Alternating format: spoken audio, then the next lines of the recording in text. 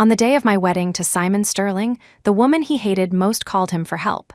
"See, save me, I've been kidnapped." He loved me more than life itself, yet he loathed Grace Green. This was because I had once acted bravely to save Grace, only to be injured and fall into a vegetative state, sleeping for 3 long years.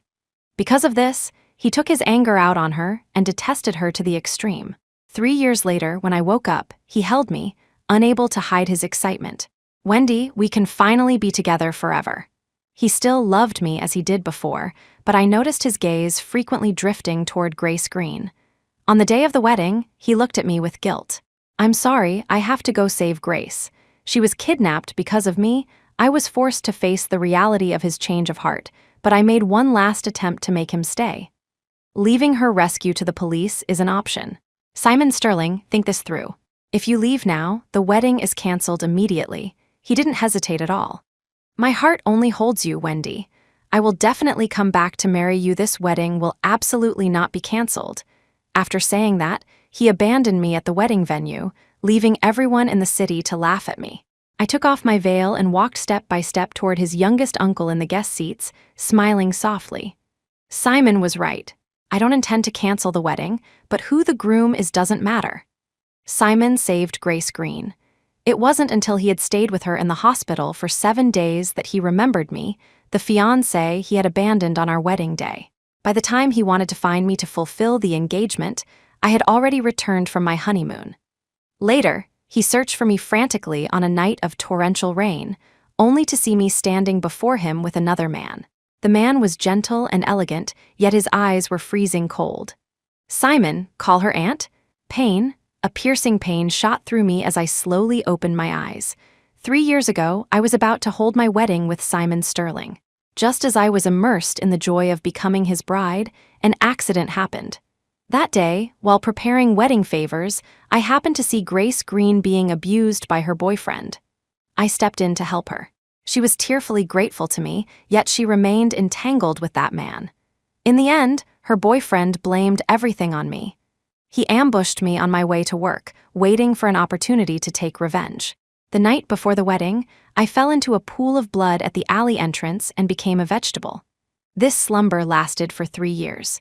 "Miss Winslow, you're finally awake," a familiar crying voice sounded in my ear. I opened my eyes to see Mrs. Higgins looking at me with teary eyes, frantically pressing the nurse call button. Doctor, Our Lady has woken up." Mrs. Higgins grabbed my hand, weeping with joy. "Miss Winslow, you're finally awake. I'll tell Mr. Sterling right away. You don't know, in the 3 years you've been asleep, Mr. Sterling became a shell of a man, so depressed at times he didn't want to live. He stayed with you every day, finding the best medical teams to treat you. He even personally handled your food, clothing, and care, never letting anyone else touch you. I knew Simon treated me well and loved me deeply. If not for the accident 3 years ago, we would have been husband and wife long ago." Hearing Mrs. Higgins say this, much of the confusion and fear I felt upon waking dissipated. I leaned against the headboard, my voice still weak. "Mrs. Higgins, where is Simon? Since he had guarded me day and night, why didn't I see him the moment I woke up?" Mrs. Higgins' expression suddenly became complicated. She fell silent, not speaking for a long time. Just as I wondered if something had happened to Simon, she sighed. "It's all because of that jinx. Grace Green." Mr. Sterling went to clean up her mess again. She rambled on, full of dissatisfaction with Grace. "Mr. Sterling hates that woman the most. If it weren't for her, you wouldn't have been turned into a vegetable by her ex-boyfriend. She's caused trouble everywhere these past few years, and it's always Mr. Sterling who handles it for her. Mr. Sterling hates her guts. He's disgusted just seeing her." Hearing these words, I fell silent. If Simon truly loathed someone, would he help her time and time again? Everyone said he loved me deeply, and I believed it. But at the critical moment of my waking, he was by the side of Grace Green, the woman he supposedly hated most. I shook my head, tossing this absurd thought out of my mind. Perhaps he didn't know I would wake up today, I told myself. "How are you feeling?" A low, mellow voice sounded from above. I looked up to meet a pair of deep, ink-black eyes. Those eyes were pitch black and profound, like a deep, cold pool with no visible bottom. I shook my head, my voice hoarse. "Everything is fine. Thank you, Uncle Quentin." The man stiffened slightly. Even wearing a white doctor's coat, it couldn't hide his tall, 6'2" frame. His handsome face was hidden behind a mask, sculpted and refined, with a clean, sharp jawline. His name was Quentin Vance, Simon's youngest uncle. Although he was of the uncle generation, he was only 5 years older than us. I heard he didn't like inheriting the family business and was dedicated to medicine. After I fell into a vegetative state, I had been recuperating in the hospital where he worked. The current examination shows no issues. Rest well, and remember to come to the hospital for checkups if there are any problems. Quentin took off his mask and suddenly frowned. "Where is Simon?" Before I could speak, Mrs. Higgins explained. "It's that woman named Grace Green causing trouble for Mr. Sterling again all these years. He's always cleaning up her messes, sometimes even neglecting Miss Winslow. That woman is just bad luck." My heart stung slightly, and I subconsciously said, "Don't say that. Simon went voluntarily." Both of them looked at me instinctively, especially Quentin, whose eyes held deep meaning. The atmosphere became subtle for a moment. Mrs. Higgins seemed to realize she had misspoken and looked at me carefully. "Miss Winslow, don't be angry. I just spoke without thinking Mr. Sterling cares about you the most. If you hadn't saved Grace Green back then, and if he didn't want your good intentions to go to waste, he wouldn't even spare a glance at that woman. He hates her the most every time he sees her. He's annoyed." I took a deep breath to calm myself and said to her, "It's okay, I didn't overthink it." I also hoped that I was overthinking it. After all, I knew best how Simon treated me. He was even willing to give his life for me. For 3 years, he never left my side. What reason did I have to doubt him? By the time I finished my physical examination, an hour had passed. It wasn't until 9 o'clock at night that Simon burst through the door. "Wendy," he called my name, appearing at the door of the ward. Dressed in a black suit, he looked lean and elegant. He was still the same man from 3 years ago, but he seemed to have become more mature. I looked at him with a smile, studying him closely. "Simon, it's been a hard 3 years for you." For these 3 years, he had accompanied me day and night, exhausting himself and worrying endlessly for me. Because of this, a trace of haggardness and weathering stained his handsome brow. Simon could no longer hold back. With red-rimmed eyes, he rushed in and pulled me into his arms. "Wendy, never leave me again." His strength was so great, as if he wanted to crush me into his bones and blood. It hurt a little being held so tight. "We'll get married immediately. I never want to lose you again," Simon declared in my ear with a hoarse voice, like a vow. My heart stirred. It would be a lie to say I wasn't moved. Just as I was about to agree, I looked up and saw a woman with a desolate expression standing in the corner of the doorway. Her face was full of hurt and sadness as she looked sorrowfully at Simon's back, her eyes filled with emotions that were about to overflow. If I remembered correctly, she was the woman I saved 3 years ago, Grace Green. Seeing that I hadn't spoken for a while, Simon frowned slightly. As if having a premonition, he followed my gaze and also saw Grace at the door. In that instant, I could feel the strength of his embrace tighten abruptly. Unlike the lingering affection from before, his hug became incredibly stiff. It wasn't until I made a weak sound, "Simon, you're hurting me." Only then did he realize and let go of me.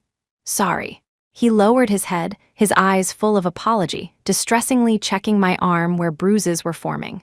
"Wendy, it's all my fault. I got too carried away." Mrs. Higgins chimed in. "Mr. Sterling was just too excited you slept for 3 years and finally woke up. He was terrified you'd disappear again. Is that so?" I looked up, gave a faint smile, and gazed into Simon's eyes. He cupped my face. His eyes, usually cold to others, were filled with deep affection meant only for me. "What silly things are you saying? Of course it is." In this moment, his eyes held only me, but in that split second of distraction just now, who were you thinking of? Grace knew we had seen her. After hesitating for a moment, she walked in. "Miss Winslow, you're awake? That's wonderful," she smiled at me, but her expression was timid, as if she both respected and feared me. Simon frowned, seeming very impatient with her. "Didn't I tell you to go home? Why did you follow me here?" Grace stood there timidly, offering no explanation, only looking down and twisting the hem of her clothes. Just like how she looked when I saw her 3 years ago, fragile, easily broken. I spoke, my voice very light. "It's okay, sit down." Simon still had a steely expression, as if he were extremely dissatisfied with her presence here. Naturally, Grace dared not say much. She stood there awkwardly, looking like she was about to cry. Helpless, I sighed and looked at Simon. She didn't do anything wrong, don't treat her like that. Simon's tone was cold. She knows she can't do anything right, yet she always tries to be brave. What is she doing following me? She's just annoying. Mrs. Higgins couldn't help but chime in. Mr. Sterling is right, Miss Green. You really know how to cause trouble. It's better if you don't show up in the future. Your bad luck. As soon as the words fell, Simon looked coldly at Mrs. Higgins. Since when is it your turn to speak here?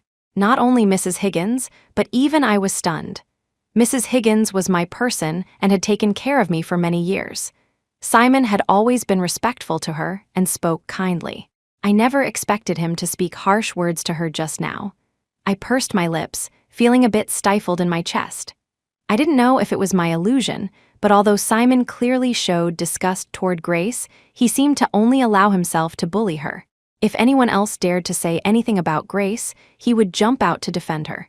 Simon, Mrs. Higgins indeed shouldn't have said that about Miss Green. I apologized to Miss Green on her behalf. Simon suddenly snapped out of it. He looked at me instinctively, a flash of panic in his eyes. Wendy, I'm sorry, I didn't mean that. His eyes darkened, and he looked at Grace with some revulsion. Not leaving yet? Must you disturb us? Grace's eyes reddened, tears threatening to fall, but she held them back and said hoarsely, I just wanted to confirm that Miss Winslow is okay and thank her in person. Miss Winslow, thank you for saving me back then.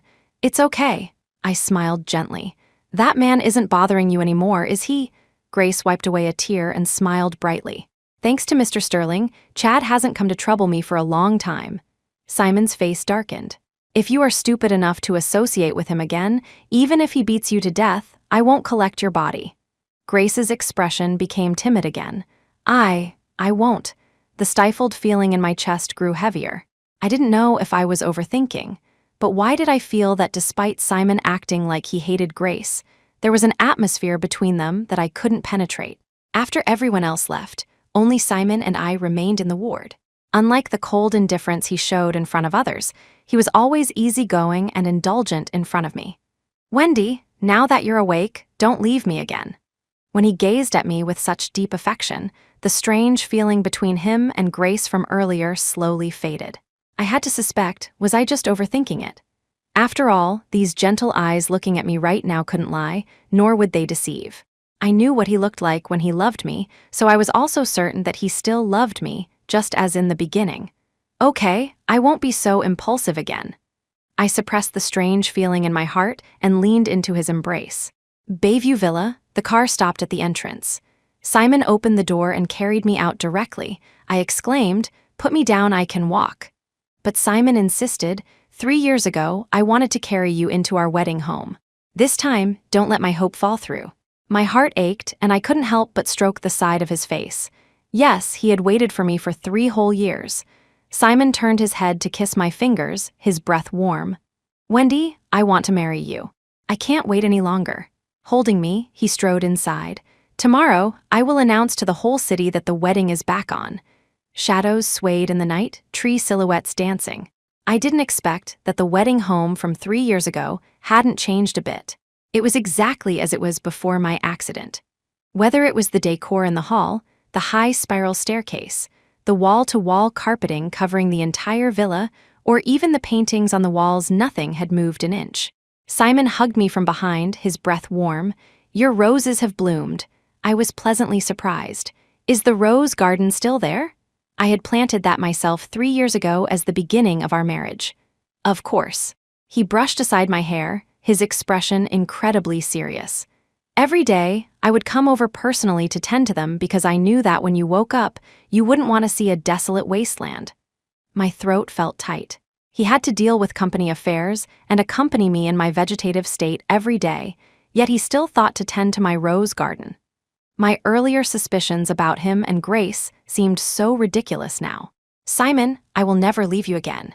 His breathing gradually became chaotic, his Adam's apple bobbing up and down, unable to restrain himself from kissing me. Help! A scream rang out, and Simon's movements paused. We both froze and looked toward the sound. It seems to be coming from the backyard, I frowned. Did something happen to the housekeeper? Simon looked grim, but not the least bit surprised. "Wait here for me. I'll be back after I handle it." With that, his face darkened, and he strode toward the backyard. I followed him with some confusion. The sound seemed to come from the rose garden. A familiar figure was thrashing and struggling in the flower bushes, crying out for help. "It hurts!" I stopped in my tracks. That person was clearly Grace Green. Dressed in a pure white gauze dress, she was entangled by rose vines. Her clothes were snagged and torn, and as she struggled helplessly, her arms were scratched and bleeding. Simon looked furious. He rushed over and scooped her up. "Idiot who let you come here," Grace stood up, shrinking back, her voice sounding guilty. "I'm sorry, I just wanted to help tend to Miss Winslow's rose garden." Simon's expression changed, but he remained stern. "How many times have I told you I don't need you to do these things? You'll only hurt yourself and make a mess," Grace argued self-righteously. "But I just wanted to repay Miss Winslow. What does it have to do with you?" After speaking, Grace looked at me with guilt. "Miss Winslow, I'm sorry. I didn't mean to disturb you. I can't repay your kindness, so I can only do these small things to give back." I walked over and said softly, "It's okay, as long as you're not hurt." But Simon was still furious, looking at Grace with disgust. "If you can't do anything right, just stay put honestly. Don't always cause trouble for others." Although he spoke harsh words, I saw him staring intently at Grace's bleeding wounds. My heart, which had been warm just moments ago, suddenly went cold. Perhaps others couldn't see clearly, but I saw it distinctly. Simon was feeling sorry for her. Grace ran away crying. Simon's words were truly harsh. She couldn't bear it and fled with red eyes. My voice became much fainter. "It's late, let's go back." Simon hadn't recovered yet. He stared darkly in the direction Grace had left, his eyes full of disgust, but the grip on my arm kept tightening. I knew he was worried about her. "Simon," I raised my volume, my tone growing colder. Only then did Simon snap out of it, looking at me guiltily.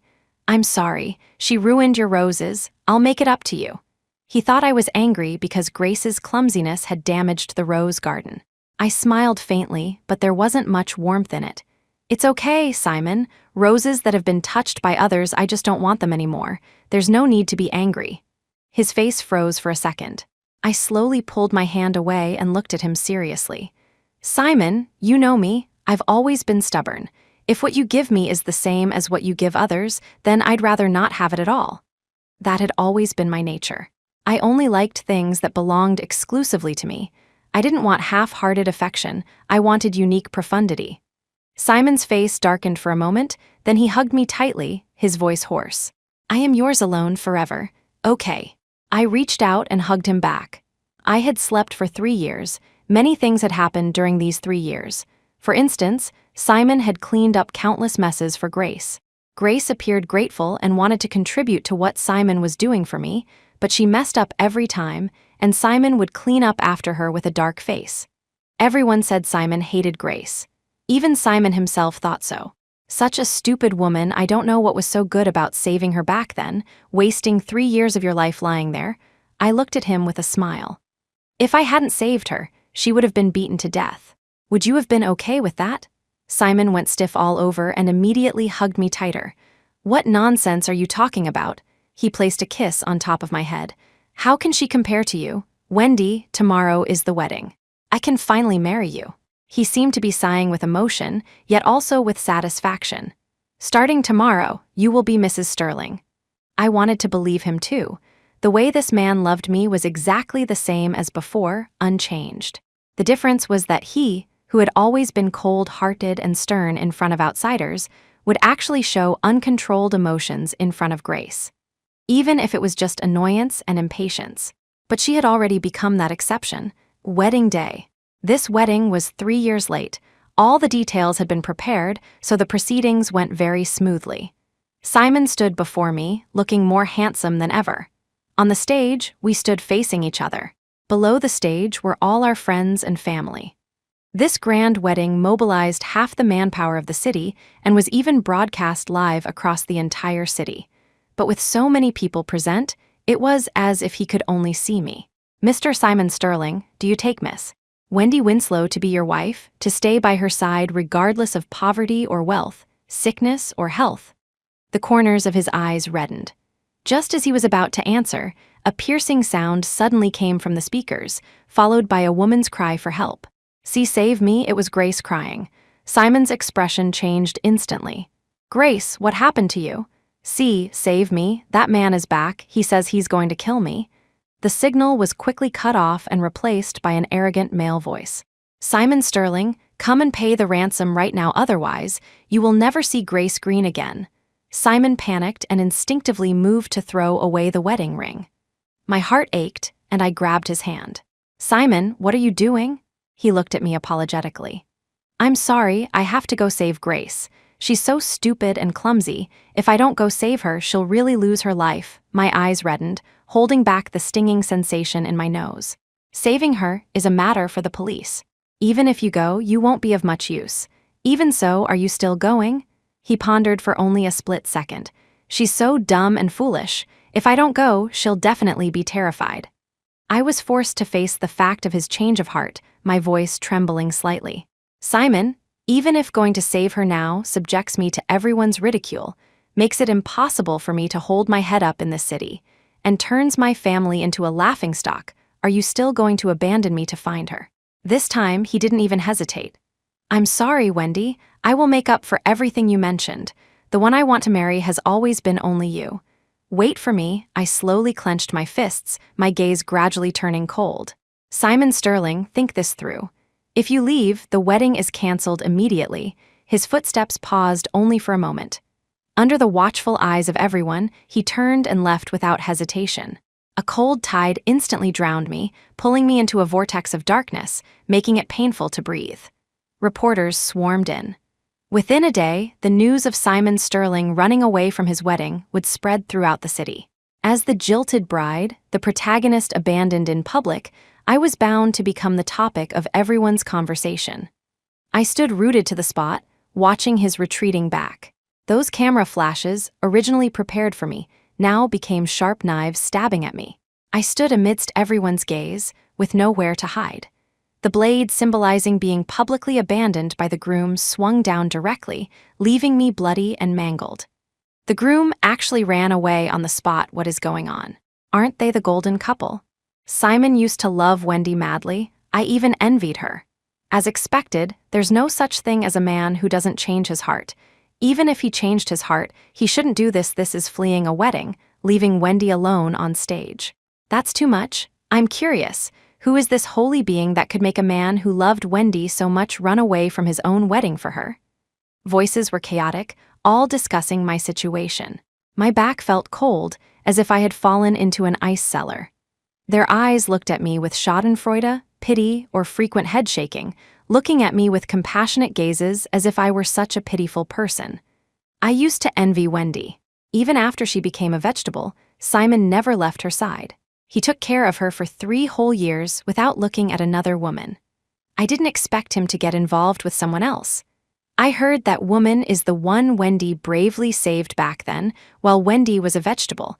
That woman often hung around Simon. One thing led to another, and the two of them just. To be honest, Simon might as well have found an unrelated woman. Isn't this twisting the knife in Wendy's heart? I wonder if Wendy regrets saving that Grace Green now. My dad was blue in the face with anger. He rushed onto the stage and grabbed my hand. "Let's go, Wendy. We won't take this insult." He had always favored Simon as a son-in-law, but at this moment, he was so angry his eyes were red. William Winslow's daughter will not lose face like this. Simon's parents also stood up, looking at me apologetically. "Wendy, we are truly sorry. This matter is Simon's fault. I apologize to you on his behalf." Mrs. Sterling looked full of guilt, trying to appease my parents. "This is all Simon's fault. Our Sterling family won't shirk responsibility, but considering how Simon took care of Wendy for so many years, can you give him a chance?" Frederick Sterling also spoke with authority. "Simon has you in his heart, otherwise he wouldn't have sworn to you that he would come back to continue the marriage contract, nor would he ask you to wait for him. I believe he must have his own difficulties. What kind of difficulties allow him to publicly abandon my daughter?" Father's face was grim, refusing to accept their explanation. Everyone heard it just now. That woman called him to save her life, but he is neither a police officer nor anyone to that Grace Green. At most, He's the fiancé of her benefactor. What standing does Simon have to abandon Wendy to save her? Father laid out my identity as her benefactor, and the venue fell silent. They seemed to remember why I became a vegetable, because I saved Grace Green. But unexpectedly, years later, my wedding was put on hold again, and it was because of her once more. Mrs. Sterling couldn't save face and couldn't help but say, "We've already apologized to you for Simon. We'll have to wait for him to come back to discuss the specifics." No need to discuss. I shook my head, interrupting her, and walked in front of my father, shielding him. Years ago, I acted bravely but put myself in danger. I only cared about fulfilling my own kindness, forgetting that I also had family to care for. Now, standing in front of my father, seeing his hair slightly graying, my heart soured. I held back my tears. It was time to stand on my own. I said it very clearly just now. The moment Simon stepped forward, the wedding was canceled. I quickly gathered my emotions, my voice decisive. The entire venue was in an uproar. The Sterling parents' faces looked terrible. Frederick Sterling scolded me directly. "What nonsense are you making? Your marriage has been set for so long. How can you cancel it just like that? Everyone is watching. Wendy, you can't be willful," I sneered. "The person who abandoned me on the spot and ran away isn't willful. Yet you accuse me of being willful. I know people protect their own, but not blindly like this." Mrs. Sterling paused in her attempt to scold me, her eyes suddenly reddening. "Wendy, it's not that we don't want to speak fairly for you, but the situation is urgent right now, and we are truly upset too." She wiped her tears. "You know clearly that he is a kind, good boy, otherwise he wouldn't have waited bitterly for you for so many years. Even when you became a vegetable, he didn't leave you. It's understandable that he wants to save Grace Green." Frederick immediately understood her meaning, and the two exchanged a look. "Your mother is right. The most important thing now should be ensuring Simon and Grace's safety." Grace said on the phone she was kidnapped, and Simon rushed over to save her. As Simon's fiancé, your first reaction isn't worry for his safety, but to break the engagement. Does that do justice to his care for you over these 3 years? Truly worthy of being a smiling tiger in the business world. He started by directly calling Mrs. Sterling your mother, treating me as a member of their family, but then quickly slapped me down, warning me that I shouldn't make a fuss at a time like this, and should instead worry about Simon's personal safety. I gave a cold laugh and removed the bouquet from my hand. First, the wedding was not completed. I am not a member of the Sterling family. Simon's mother is not my mother. Second, kidnapping is a matter that should be left to professional police for rescue. Not causing trouble and providing effective evidence is already the wisest choice. Simon is surrounded by bodyguards and went there from the wedding venue. Unless he puts himself in danger, his bodyguards won't let him come to harm. If he were really going to his death, you two wouldn't be sitting here, would you?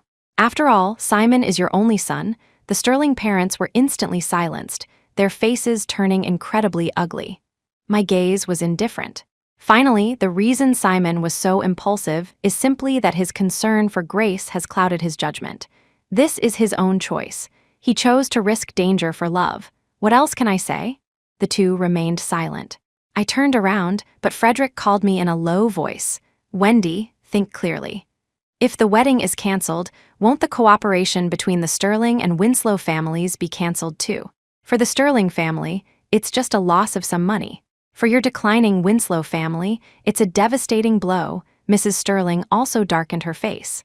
"While we are still willing to give you face, let's give each other an out. Wendy, you should know how important this wedding is." The two finally couldn't be bothered to pretend anymore and revealed their hypocritical true colors. Compared to their son and the Sterling family's interests, what did my humiliation count for? Father was so angry his eyes were red. He rebuked, "Our Winslow family hasn't fallen so low as to sacrifice our daughter's dignity for profit, even if it's a devastating blow. I won't let others laugh at Wendy." I took a deep breath and walked to my father's side. "Dad, they are right. The wedding cannot be canceled." Father's expression changed, full of disapproval. I shook my head at him, signaling him to trust me. Then I took off my veil and looked down from the stage. Guests filled the seats, the whole city watching. They gave me such a grand wedding, making me the envy of every woman in the city. Yet they also let a groom flee in front of so many people, reducing me to a laughingstock. So this is the evidence of a man's change of heart. I gave a bleak smile, my gaze locking onto a figure below the stage. Everyone looked at me with sympathy, ridicule, pity, or scorn. Only he remained indifferent, not even a ripple in his eyes. That was Simon's uncle, Quentin Vance, the most noble man in the room. I walked up to him and threw the veil at his feet. The wedding continues. Quentin raised his eyes slightly, gave me a glance, and uttered, While everyone else was shocked, he remained perfectly composed. I looked into his eyes.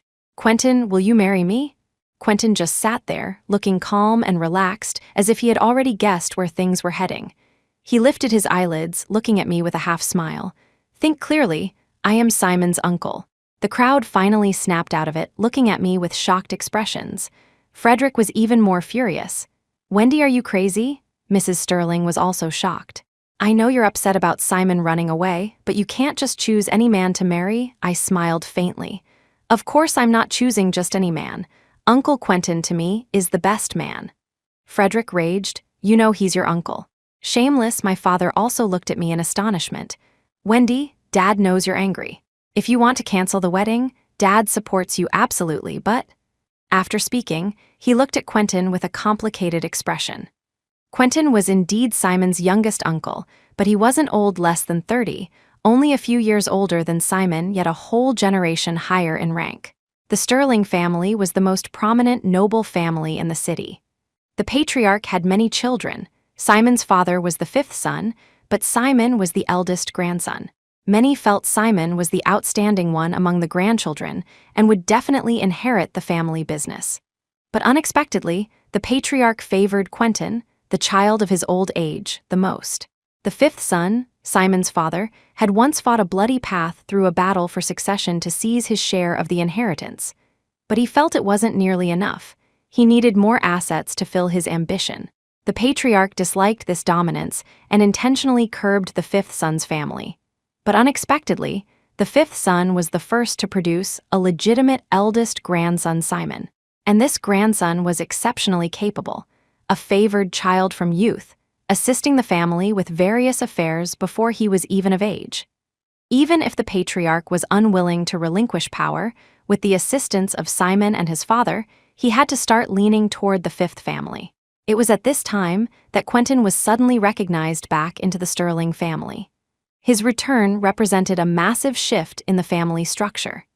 Everyone thought he was an illegitimate child of the patriarch, but no one expected Quentin to be the child of the patriarch's first wife. The patriarch had many romantic debts in his early years. It was said that before he built his empire from scratch, he had already married a wife, his original spouse. But like most stories of men rising to power, the wife who accompanied him through hardship eventually became the discarded wife. They originally had a child, but rumor had it the child died young. Later, the patriarch founded the Sterling Group single-handedly, becoming the richest man in the city. He had numerous offspring and countless women, openly and secretly. But unexpectedly, in his old age, he was alone. However, even so, it was enough. After all, his descendants were too many to count. No one in the circle knew the identity of that first wife, and honestly, few cared to know. After all, she was just an abandoned woman. Unexpectedly, years later, the patriarch experienced a revival. At over 50, he actually reunited with his original wife and even had a youngest son, Quentin. Quentin was only a few years older than the eldest grandson. At first, everyone thought Quentin was an illegitimate child. But when his mother's identity was exposed, everyone fell silent. Quentin was taken back to the Sterling family, but he still kept his mother's surname, Vance. Frederick naturally opposed strongly. Seeing all the inheritance about to fall into his hands, suddenly, a Quentin popped up to fight for the heir position with him and Simon. He viewed Quentin as a thorn in his side. Father, even if he is the child of your first wife, what does he have to do with the Sterling family? Although he is your flesh and blood, he doesn't have the surname Sterling. Why is he qualified to inherit the family assets? Shut up, you unfilial son. His answer was a slap from the patriarch. Even if he doesn't have the surname Sterling, he is my own flesh and blood. Why is he not qualified to inherit my property? I'm not dead yet, and you're staring at my assets all day. Do you have any respect for me as your father? The patriarch flew into a rage, and Frederick could only cease fire, daring not to act rashly again. But suddenly having to split the inheritance that was already in hand with a relative he wasn't familiar with naturally, he was unconvinced. The two families had clashed secretly and openly many times. Quentin coming to attend Simon's wedding was merely to maintain surface harmony, not wanting the patriarch to look bad. Father sighed heavily, holding my hand, and whispered in my ear, "Even if you are angry, you can't drag Quentin into this. You know his relationship with the Sterling family is complicated." I interrupted him. "Father, you heard them just now. We cannot withdraw from the marriage." I raised my head and looked fearlessly at the couple standing before me. For our Winslow family, withdrawing would be a devastating blow. We must unite with someone from the Sterling family to save our enterprise. But as for who we unite with, is that up to them? Wendy, you also know the Winslow family needs this marriage. It's not our Simon begging to marry you, but you needing him to marry you. Before I finished, Frederick interrupted me directly, his face livid. "Since you know what's good for you, don't say things about canceling the wedding just to spite Simon." Mrs. Sterling also stepped forward, her initial guilt turning into impatience. "Wendy, we spoke nicely to you just now.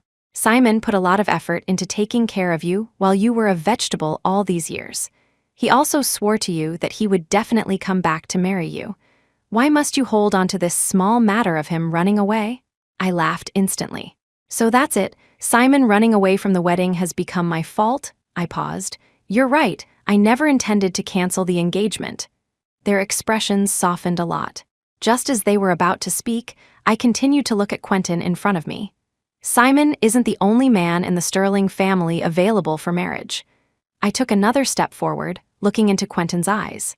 "Mr. Vance, you haven't answered my question yet. Are you willing to marry me?" The entire venue was deathly silent. It seemed no one expected I was actually serious. "Wendy," after reacting, Frederick shouted loudly, "I didn't hold it against you when you said such outrageous things out of spite earlier. But if you really trample my Sterling family's face on the ground, don't blame me for being ruthless." I didn't look at him. Instead, I stared fixedly at Quentin. Mrs. Sterling beside him tugged at Frederick's arm, looking at me with disdain. "Forget it. Let her continue. Quentin has always been arrogant and uninterested in women. Being proposed to by Wendy in such a setting, do you think he'll agree? It's just letting more people laugh at Wendy. All right, let's get married." Before Mrs. Sterling could finish, Quentin interrupted her indifferently, looking at me with a half smile. Those rippling peach blossom eyes held an incredibly cold undertone, looking both affectionate and heartless. I saw Frederick and Mrs. Sterling's faces turn utterly ugly, stiff yet daring not to speak out in anger, only able to look at Quentin while trying to suppress it. "Quentin, what is the meaning of this?" "No meaning."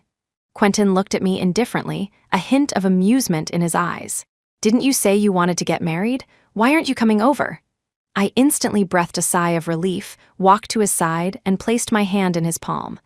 "Then I'll be in your care, Uncle Quentin." I whispered the last two words in his ear, my voice very light. Quentin glanced at me, his face expressionless, and chuckled lightly. "You are quite bold. Weren't you afraid I'd refuse you?" This was a risky move. If Quentin had refused me, I would have become the biggest joke in the venue.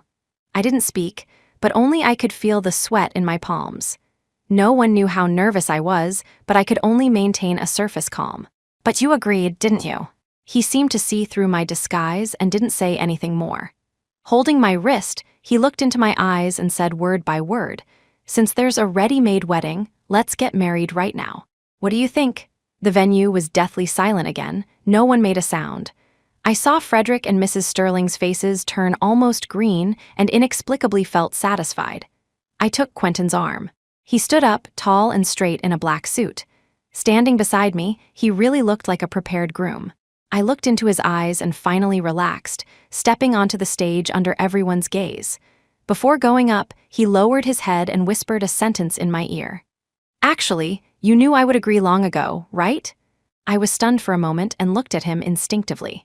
But Quentin simply withdrew his gaze indifferently and stood in the center of the stage. I gathered my thoughts and looked at the crowd below with a smile. The wedding continued, just as Mrs. Sterling and Frederick said, even if Simon ran away, the wedding had to go on. The Winslow family still needed this wedding to maintain our already precarious status. I woke up after sleeping for 3 years. Perhaps in many people's eyes, I was an utter invalid.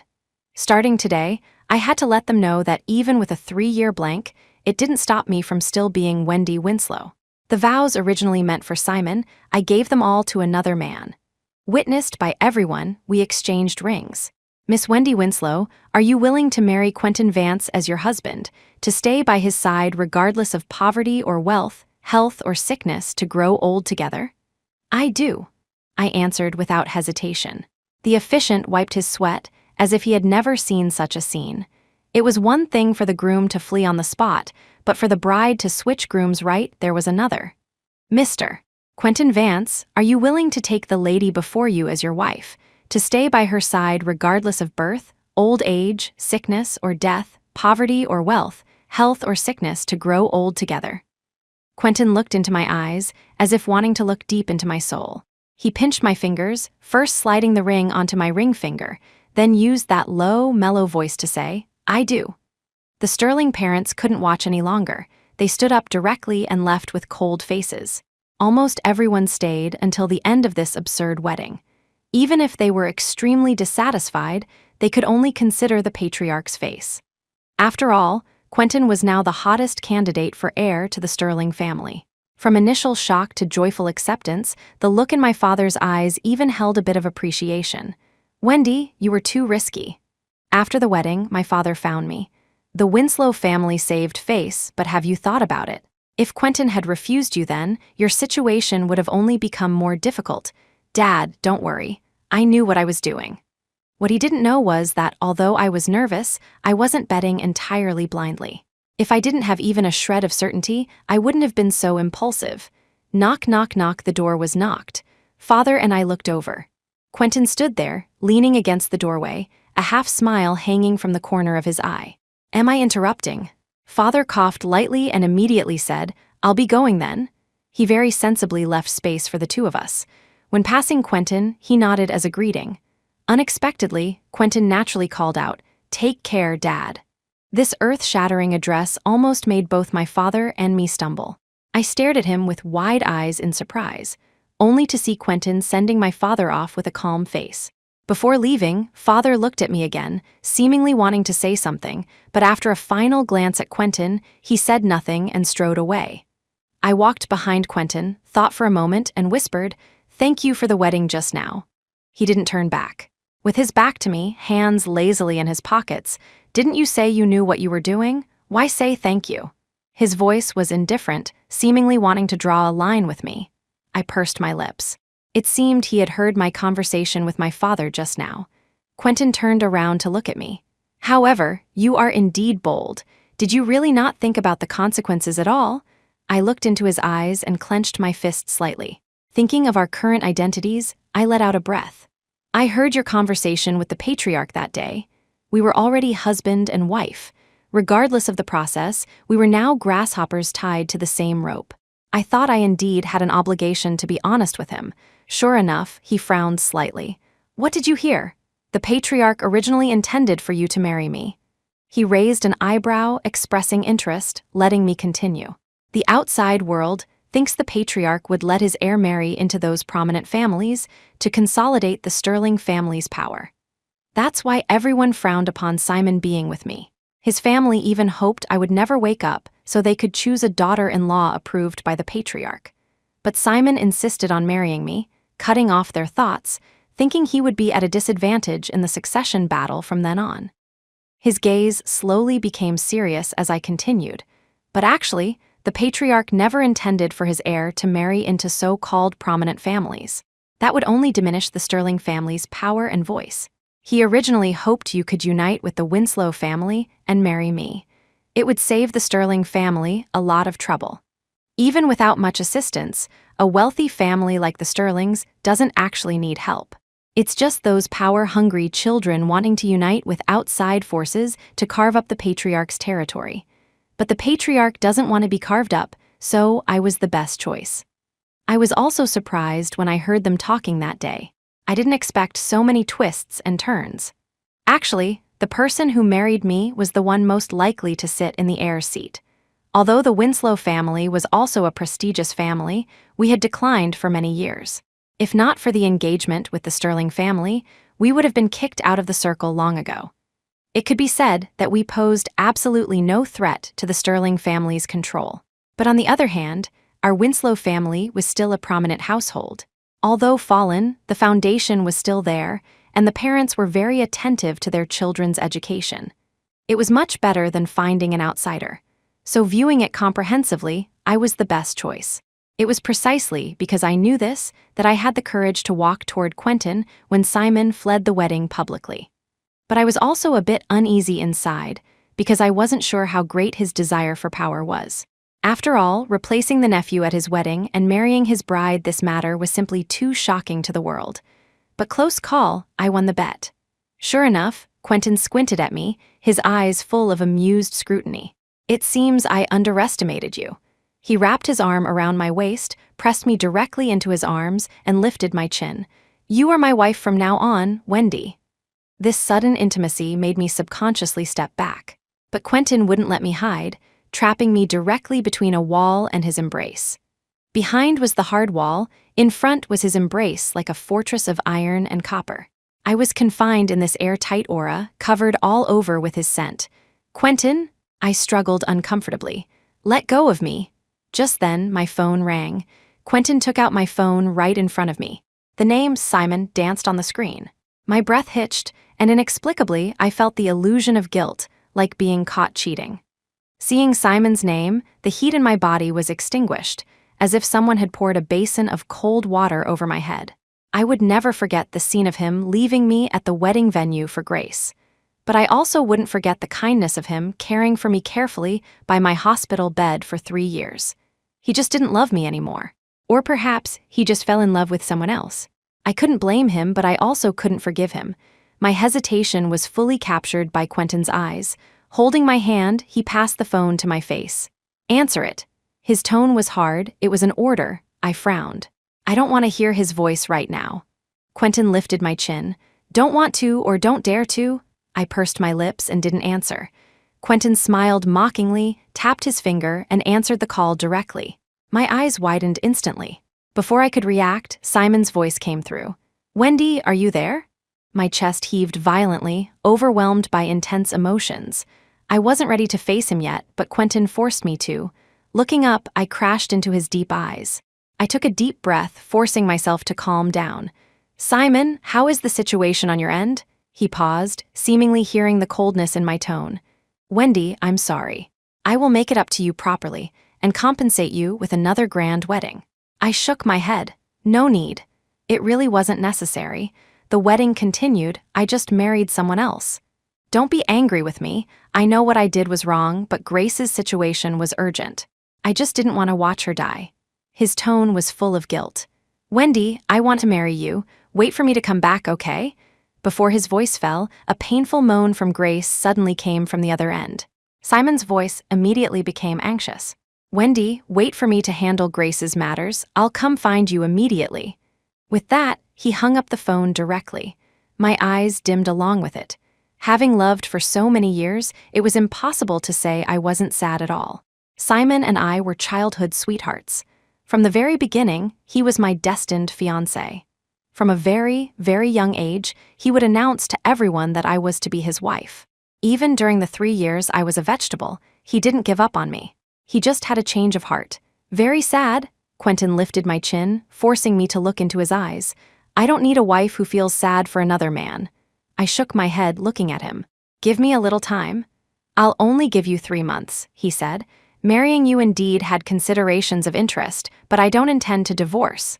His tone was cool but mixed with some complex emotions.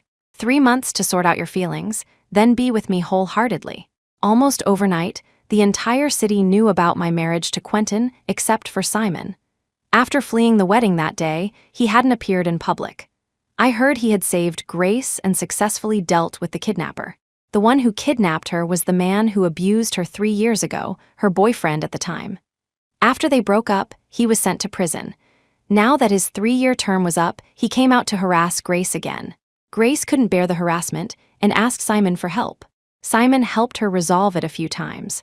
Perhaps it was during this back and forth that the foundation of their feelings was laid. Even Simon himself didn't realize he had fallen in love with Grace.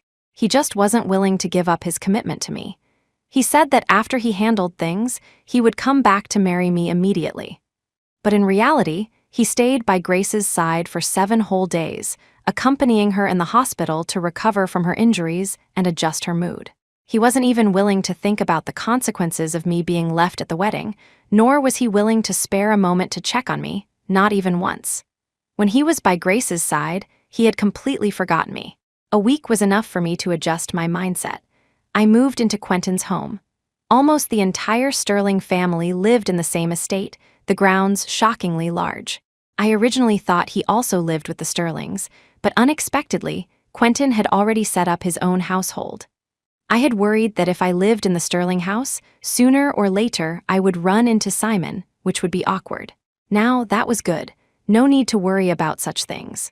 At first, everyone wanted to laugh at me, to see how I, a vegetable who woke up after sleeping for 3 years, would handle myself after being abandoned by Simon. But now, everyone began to anticipate Simon's reaction. Finally, on the 8th day, when Simon finished dealing with Grace's affairs and came back to find me, he suddenly discovered that the wedding had continued all along, only the groom had changed. For the past few days, Quentin and I had been sleeping in separate rooms. Tonight, Quentin suddenly knocked on my door. "Is there something wrong?" I looked at him. He walked in, said nothing, and closed the door. "Simon is back, you know that, right?" My eyes shifted. Of course I know. My friends in the circle had long sent me various messages. Some genuinely cared about me, others just wanted to watch the drama. Naturally, news of Simon was told to me immediately. "Any thoughts?" He looked into my eyes. I shook my head. "What thoughts could I have? What's done is done. He and I are long past. To me now, he's just my husband's nephew." My words seemed to inexplicably please Quentin. His eyes softened. "Good, it's good you know your position. Our status is special. I hope every meeting you have with him in the future goes through my permission. Of course, it's best not to meet again." He looked calm, but I saw the turbulent undercurrent beneath his calm eyes. Tonight, he slept holding me. I lay in his arms, daring not to move a muscle. Finally, just as I was about to fall asleep, I heard him whisper in my ear, "It's okay if you can't sleep now. You can sleep on the plane tomorrow." I looked at him groggily. "Are we going somewhere tomorrow?" "Of course, our honeymoon." He stroked my hair. Miraculously, I fell asleep just like that. When I woke up the next morning, he had already organized his attire and packed the luggage. "Let's go, Mrs. Vance." I originally thought this was just a normal honeymoon trip, but when I got downstairs and saw Simon's car, I looked at Quentin with some surprise. Seeing us come out, Simon opened his car door directly. "Wendy." He called my name with an urgency like never before. I was about to get into the car with Quentin to leave for the honeymoon. "Don't go down to see him." Sensing my movement, Quentin suddenly grabbed my neck with some anger. "What did you promise me yesterday? Don't see him. You knew he would come find me today?" "Of course." He stroked my chin. His voice was cold, but I could hear the suppressed anger within. "Wendy, I hate broken promises the most. So don't get out of the car, don't go see him." These were clearly threatening words, yet I heard a trace of nervousness in them. I took a deep breath and said, "Don't worry, I won't go out. I didn't want to see him anyway." I sat in the car, motionless, watching Quentin get out. The car windows were one-way glass. I could see outside, but outside couldn't see in. So Simon never knew that I was looking at him from a place not far away. This was the first time I saw him since he fled the wedding. He looked much more haggard, his beard unshaven, his clothes disheveled. I didn't know if it was because of staying by Grace's side or because he was too worried about her, so he neglected his appearance. Although I had decided to give up on him, thinking about this still made me feel a bit bad. I took a deep breath to adjust my mood, just in time to see Quentin walk up to Simon. "What do you want?" "I want to see Wendy." He grabbed Quentin's collar, staring at him dead on. "She said she would wait for me. She never said that." Quentin grabbed his hand directly and threw it off forcefully. "Tell me, who did she marry?" His eyes were red. "Is she doing this to spite me?" I frowned slightly. It seemed he still didn't know the person I married was Quentin. He was his uncle after all. His parents had intentionally hidden it from him. Since the whole city knew, they could hide it for a moment but not forever. I wondered if Quentin would tell him this terrible news to his face. He was silent for a few seconds, and sure enough, chose not to tell him at this time. Wendy is already married to someone else. It's useless for you to look for her. She won't have anything to do with you anymore. You're lying, she's just angry with me. I said I would come to marry her. Simon's voice trembled a little, but he was still confident in himself. We have so many years of feelings. When she became a vegetable, I took care of her for 3 whole years. She knows I love her. She's just angry I went to save another woman, so he knew everything. I closed my eyes, finding it incredibly ironic. Since he knew everything, he still chose to abandon me at the wedding venue. He wasn't wrong. We had so many years of feelings. He took care of me for 3 whole years and never gave up on me. If he had generously told me he had a change of heart, although sad, I would only have wished him well. He shouldn't have trampled my family's face underfoot in front of everyone like that. She won't forgive you. You understand her character better than I do, Quentin said, but from now on, you are no longer the person who understands her best. Simon wanted to question him further, but Quentin had already turned and got into the car. He separated me and Simon with a car door, preventing us from meeting. The moment he got in, he pulled me directly into his arms. If you dare look at him one more time, you're dead. It was completely a threatening tone, but I had clearly sensed his nervousness earlier. I looked at him with some confusion. I promise you, I won't have any relationship with him, nor will I affect the alliance between our 2 families, much less make you lose face, but I pushed him away abruptly, sitting up from him, straightening my clothes. Is it necessary to use the tone of lecturing a cheating wife to advise me? He narrowed his eyes, indifferent to my sarcasm, and even nodded somewhat agreeably. You're right, so don't have any contact with him. I was angry. I pushed him away at once, looking out the window, motionless. The car had already started. He didn't seem to want me to look at Simon again. I could only watch that familiar figure in the rearview mirror, left far behind, and said in my heart, goodbye. Goodbye, my boy. From now on, we are strangers. The honeymoon location was chosen in Las Vegas. I didn't expect such a romantic place. I thought you would pick a random place for business talks. Quentin glanced at me indifferently. How do you know this isn't a place for business talks? He booked the presidential suite on the top floor of the hotel. Downstairs was scenery that delighted the mood. I didn't intend to bicker with him and sat down on the large bed. He also rose from the computer, walked in front of me, and placed his hands on either side of me. Our wedding night doesn't seem to have started yet. Hearing this, I paused instinctively, looking at him with some resistance. Quentin lifted my chin directly. Wendy, I've already given you time. Don't forget, we are a legitimate married couple. I won't live like a monk for you. I know. I knew we wouldn't be a superficial couple, and I knew this day would come eventually, but I didn't expect the moment to arrive so quickly. He pressed me onto the bed and stripped away my clothes. I closed my eyes briefly and didn't resist. His tone was fierce, but tonight he was incredibly gentle, so gentle it made me dazed. The night was incredibly long. The physical touch made us more familiar with each other. This honeymoon actually gave me a feeling of becoming closer to him. His words often echoed in my mind. We are husband and wife, a community of shared interests. You have to believe I will never do anything to betray you. Compared to ethereal love, I actually found his words more convincing.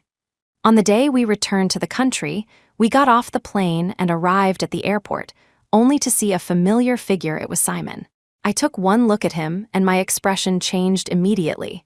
During the honeymoon, Simon had been constantly contacting me. Annoyed, I changed my phone number directly. I didn't expect him to camp out at my flight. Seeing this, Quentin took off his coat directly and wrapped me in his arms, preventing Simon from seeing me. The nanny van was already waiting outside. I looked back at Simon, only to see more than one person there. Grace was also by his side, looking at him with red eyes. She's already married. Why are you so obsessed with her? She must be trying to anger me. Simon pushed her away at once, muttering to himself, she's just angry that I abandoned her that day to save you.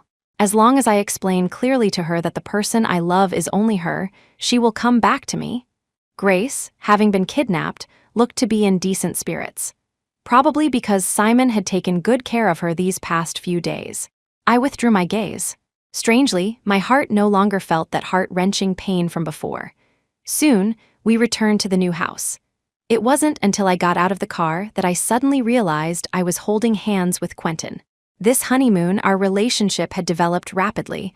I let go of his hand with a blush. Quentin looked at me with some concern. Uncomfortable. No. Then why avoid me? He held my hand. Was I too unbridled recently? You just woke up from being a vegetable. I indeed should have restrained myself a bit. That's not the reason. I glared at him. I didn't know if he was teasing or genuinely worried about me. Quentin chuckled lightly and kissed the back of my hand. Tell me promptly if there's any discomfort. I know. I still wasn't quite used to him suddenly becoming so gentle. Just after returning home, my best friend called immediately. Do you know Simon has gone crazy looking for you? Chloe Summers, and I had been friends for years. Knowing I woke up, she was also very excited. She originally thought Simon and I would have a happy ending, but didn't expect such an outcome. She couldn't help but curse. Abandoning you at the wedding scene and running away, and to save another woman, I really don't know what's going through his head since he loves you so much. He shouldn't have done things to hurt you in the first place. I tugged at the corner of my mouth. Hearing about Simon, I unexpectedly felt only dullness. He just hasn't realized that the person he loves is Grace. He just has an obsession with me, but I don't blame him. After all, he took care of me for 3 years. Once he figures it out, he won't come looking for me. Really. But looking at him, it really doesn't seem like it. Chloe shut her mouth abruptly and sighed. Wendy, you don't know how crazy he's been lately. He's searched the entire city to find you, almost turning the place upside down later. Someone leaked that you went on a honeymoon. He wanted to go abroad but was stopped at home by his parents. After quieting down for a few days, he started investigating the man you married, but found nothing seeing him so crazy. We didn't dare tell him who you married. But he seems to have vaguely guessed it. It just depends on whether he's willing to admit it himself. I shook my head. She sighed and hung up. Outside, a light rain suddenly began to fall. The light rain gradually turned into a storm, beating against the glass windows. I stood on the balcony looking down, but suddenly saw a familiar figure. Simon was standing there, letting the heavy rain drench him. My heart skipped a beat. My first reaction wasn't heartache for him, but a start of realization he might already know. But I laughed at myself again. What was there to be afraid of? Something the whole city knew, he would find out sooner or later. I had long been mentally prepared. What was there to be guilty about? I turned around and saw Quentin standing behind me, watching me silently. I thought he would be angry. Unexpectedly, he said nothing, just looked at me like that. After a long time, he said coolly, "If you want to see him, go see him." I shook my head, answering decisively, "I don't want to."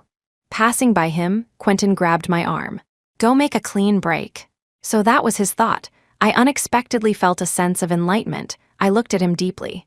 I'm going to see him now. What if he pesters me? With me here, he wouldn't dare. Quentin's voice was cold and certain, even carrying a few hints of disdain, not taking Simon seriously at all. At the villa entrance, Simon was blocked outside the stairs. The iron gate railings, washed by the storm, gleamed with a strange metallic light, looking particularly dense in the darkness. He stood at the door in the rain, head hanging low, soaked through, looking like a stray dog. Standing at the doorway, I said softly, "Go back." Seeing me, his eyes suddenly lit up. He instinctively grabbed the gate bars. "Wendy, you're finally willing to see me?" I didn't move, meeting him through the curtain of rain. "You've seen me, go back." My voice was too cold. He gradually calmed down, looking at me with pitch-black eyes. "I'll leave if you come home with me." I suddenly smiled. In this stormy weather, I could actually still smile. "You should have heard. I'm already married. Going back with you isn't appropriate." His body instantly trembled slightly. When I came over, I had already noticed he was deliberately ignoring the fact that I was married. But stated so plainly by me, he naturally could no longer deceive himself. "Must you treat me this way?" A sob suddenly burst from his throat. "They said you are with my uncle." I kept refusing to believe it. "Even if you wanted to take revenge on me, you wouldn't choose such a method." I interrupted him. "Not for revenge on you, he was my best choice." I looked at him calmly. "Simon, perhaps you misunderstood. You ran away from the wedding. I was indeed very sad, but I hold no resentment toward you. I know you treated me well before, and I know you guarded me for 3 years. You were also good to my parents." So between us. Let's just leave it at this. We're even. He looked at me in astonishment, with an expression almost on the verge of collapse, so painful that I couldn't bear to look. But I still looked into his eyes and said, "This is the best outcome for us. Let's not meet again in the future." "Impossible," he rushed up and gripped my wrist. "Open the gate, let me in, I want to take you away. I know you're angry with me. I know I was wrong. I shouldn't have left you and gone, but I really had no other choice at the time. I know you wouldn't watch Grace die. You were very worried about her. You love her very much, you just don't realize it." I had decided to shatter his pretense, looking at him with incredible calm and peace. "Rest assured, I will bless you too." He almost collapsed. "I don't love her, the person I love is you, Wendy. Don't do this to me. If you don't love her, how could you choose her without hesitation between me and her?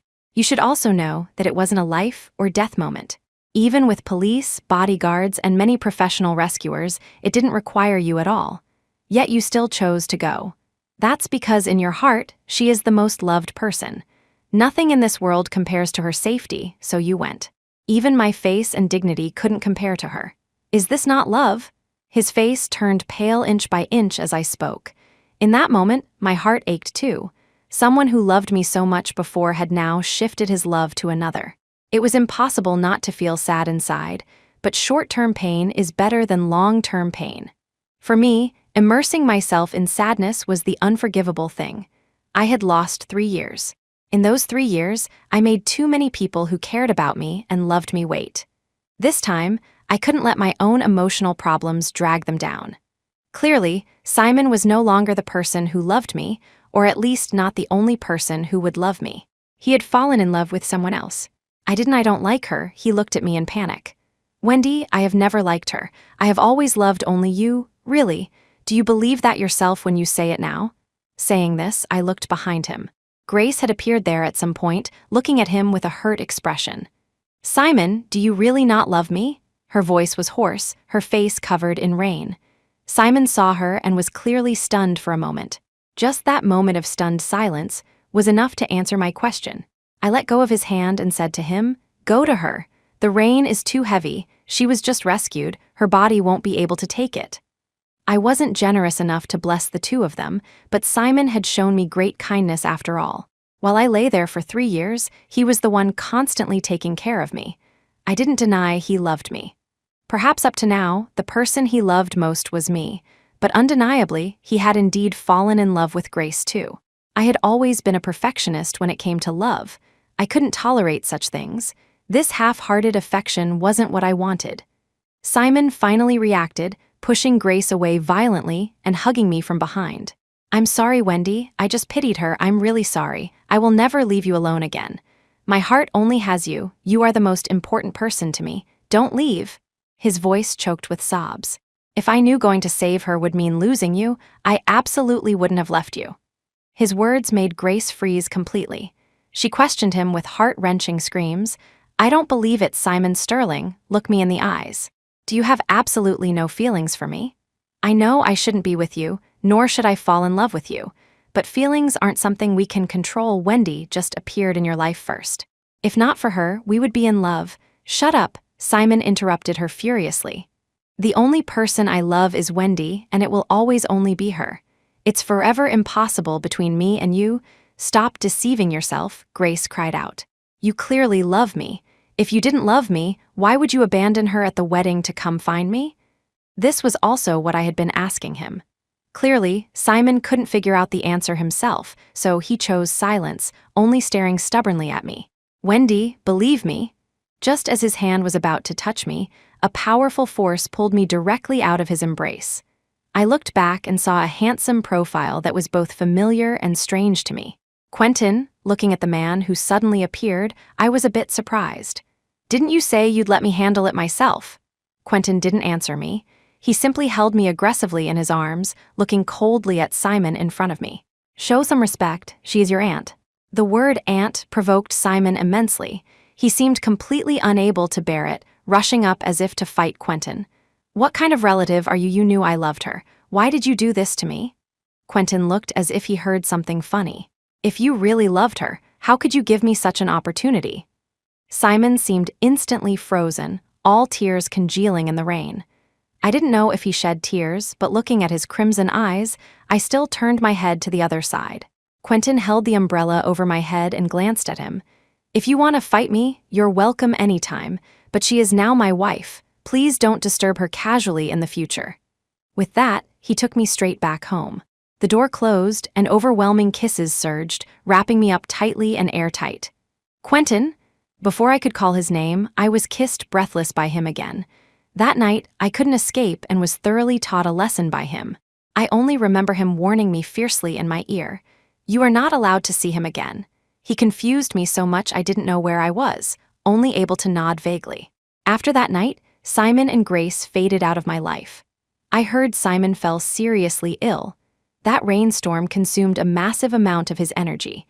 Those who originally wanted to laugh at us also shut their mouths one after another. Only Simon's parents found me, looking haggard and angry. "Wendy, you won, Mrs." Sterling sneered, her tone sarcastic, but the fatigue on her face betrayed her. "Simon is hospitalized, go see him." I frowned slightly. "He should have Grace accompanying him. At the very least, you are his family." "In his heart, only you are the most important." Mrs. Sterling almost gritted her teeth, her expression resentful. "Are you very proud? Even now, the only person he wants to see is you." I frowned.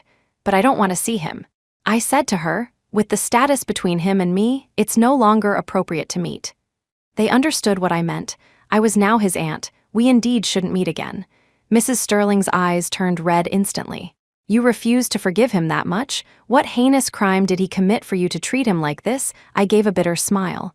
"Perhaps he did nothing wrong. He just fled the wedding." Their expressions finally became ugly. "So what?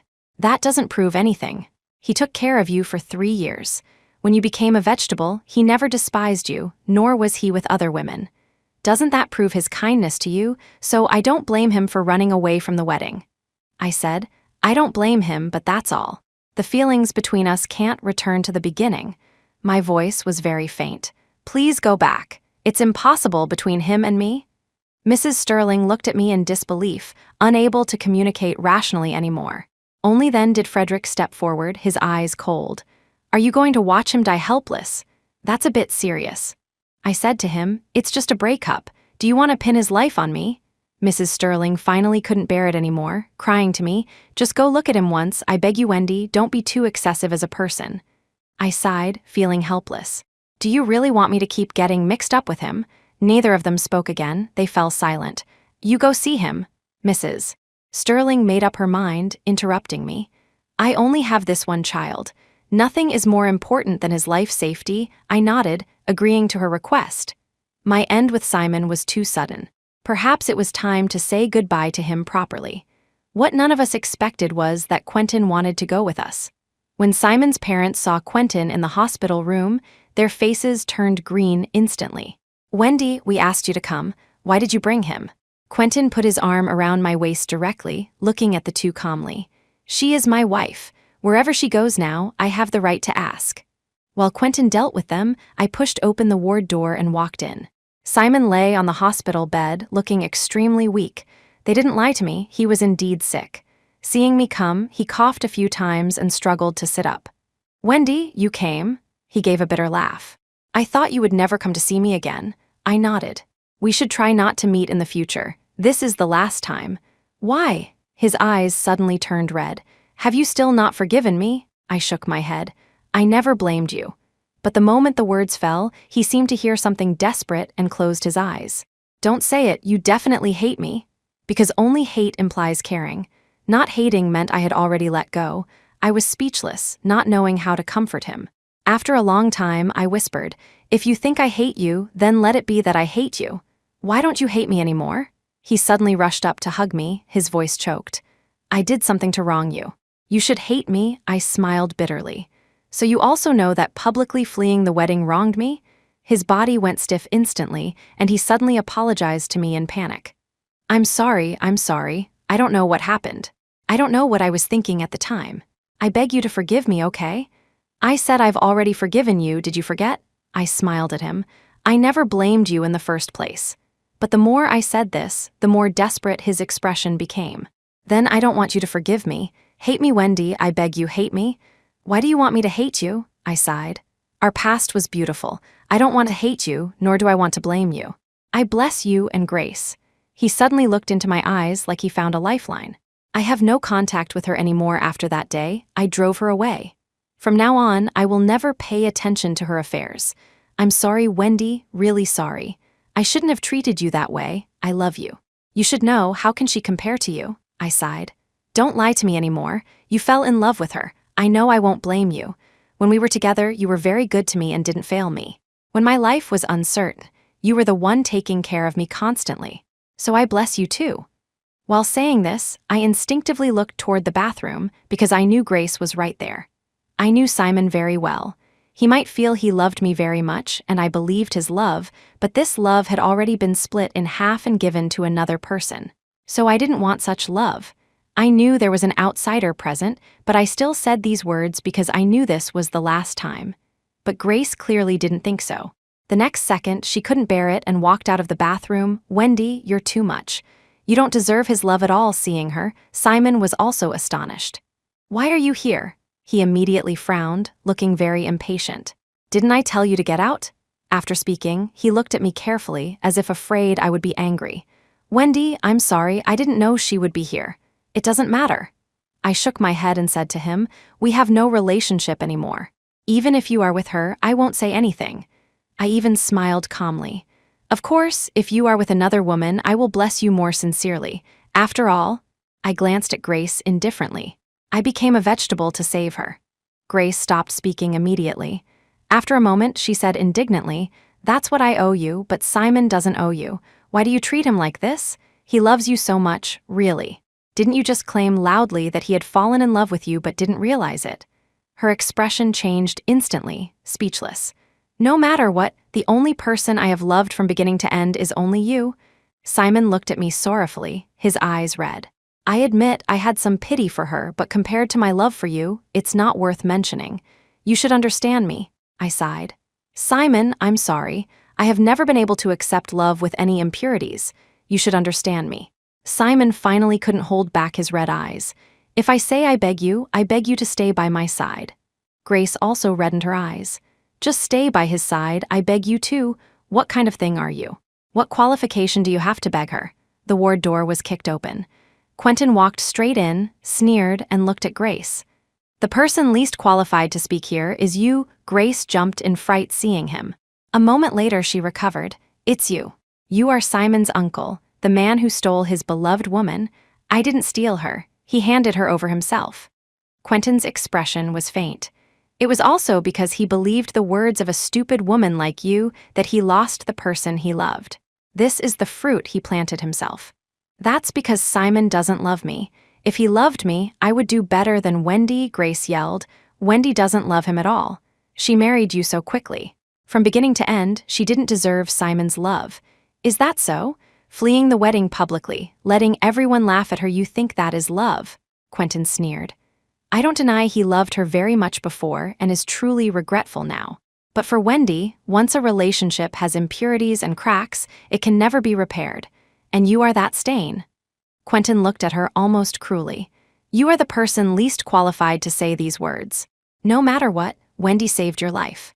You seem to have forgotten completely. If not for you, Wendy would have married Simon long ago. There would be no business of yours, nor any business of mine. She saved you, but ended up with nothing. Her fiancé fled the wedding publicly for you, yet you say she doesn't deserve him. The only person who truly doesn't deserve anything is you. You don't deserve Wendy's life-saving Grace.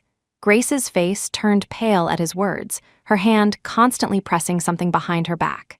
I narrowed my eyes and discovered she was actually live-streaming me. She stammered, unable to make a coherent argument.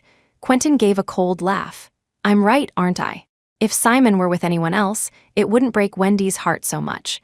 But on the wedding day, he abandoned her to leave for you. How do you expect Wendy to feel? I didn't expect Quentin to understand me so well. His voice was cold. This is a double betrayal. She is your savior. Not only are you ungrateful, but you directly stole her man. Speaking of this, he glanced sarcastically at Simon again. I believe your sincerity toward Wendy, but your sincerity is a bit too ridiculous. Being moved by such a woman shows that you two are birds of a feather. Simon looked as if he had taken a massive blow, looking at me with utter remorse. I'm sorry, Wendy. It's all my fault. I shouldn't have abandoned you. I promise you I will never see her again. I really have no feelings for her. Maybe a little pity, but the person I truly love has always been only you. All feelings come from pity. I said to Simon, it's impossible between us now. Even Quentin understood me. I couldn't accept a love with impurities. Did he not know that? Simon suddenly looked at Quentin excitedly. What about him? Can he guarantee to love only you for this lifetime and never be distracted? He suddenly looked at me pleadingly again. Wendy, I will never make such a mistake again. Give me another chance. The person I want to spend the rest of my life with is only you, never anyone else. Did you really never love me? Grace looked at him, choking back sobs. Yes, Simon answered with absolute decisiveness. Never loved. Maybe there was pity, but I would never give up Wendy for you. Grace finally gave up hope and left, dropping her phone. The live stream interface was still running. Quentin cut it off immediately. Simon's face turned pale instantly, then he gave a bitter laugh. I actually lost you because of such a woman? Grace hid in the bathroom to live stream, wanting everyone to come and laugh at me, wanting to tell others that Simon had a change of heart. But she didn't expect the person being laughed at was herself. I've disliked Grace Green for a long time. You clearly saved her. Yet she stole your man and had no remorse, only knowing how to pretend in front of Simon. Chloe said indignantly. Luckily, her true colors are exposed now. Otherwise, I'd be frustrated for you. After that long talk all night, I hadn't seen Simon for a long time, but I heard he didn't get together with Grace. After that incident, Grace's reputation in the circle became terrible. She had begged Simon for help countless times, but Chloe told me Simon never paid attention to her again. Regardless, Quentin was his uncle after all. I originally thought we would meet occasionally, but unexpectedly, Quentin completely avoided opportunities for us to meet. I always thought my marriage to him was just a business alliance, but during our long time together, our relationship gradually improved. Actually, I also thought about what Simon said. Could Quentin guarantee to be single-minded toward me? I thought, precisely because I had no expectations of him, I didn't care about this matter. I didn't have much extra feeling for him originally. We got together just because it was suitable for marriage. Perhaps because we didn't step into marriage because of love, but had common interests and goals, without expectations, there naturally wouldn't be dissatisfaction.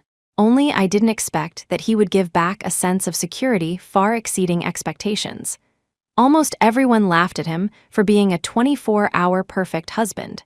He never gave me any promises, yet he used practical actions to tell me he would only have me. I'm already in my 30s. Most of my time is given to work. Only a very small part can be given to life. Believe it or not, I don't have the extra energy to generate feelings for other women. Once, Quentin looked at me seriously and said, I'm not a person with abundant emotions. I don't have Simon's kindness to feel sympathy and pity for other women. I am indeed cold-blooded, but I will strictly not be cruel to you. When he mentioned kindness, he was being a bit sarcastic. I couldn't help laughing. All right, it's been so long, don't hold on to that matter anymore. Days passed slowly and warmly like this. I discovered I was pregnant. The arrival of this child made Quentin very happy. Many people also gradually forgot the past between Simon and me. I thought he should also move on. Later, at my child's first birthday party, Simon, whom I hadn't seen for a long time, finally appeared in front of me. He said nothing. He had cut his hair, looking like the young man from before, just a few degrees more weathered. He placed a gift in my hand. Quentin watched him warily, arm around my waist, not letting me have too much contact with him. Simon gave a faint smile and said, You don't have to be so nervous. I've already let her go. After speaking, he left the gift and departed. But when I opened the letter he gave me, my eyes suddenly reddened. He said, I let you go, but you are forever in the bottom of my heart. Wendy, when you were by my side, I was a person with abundant emotions.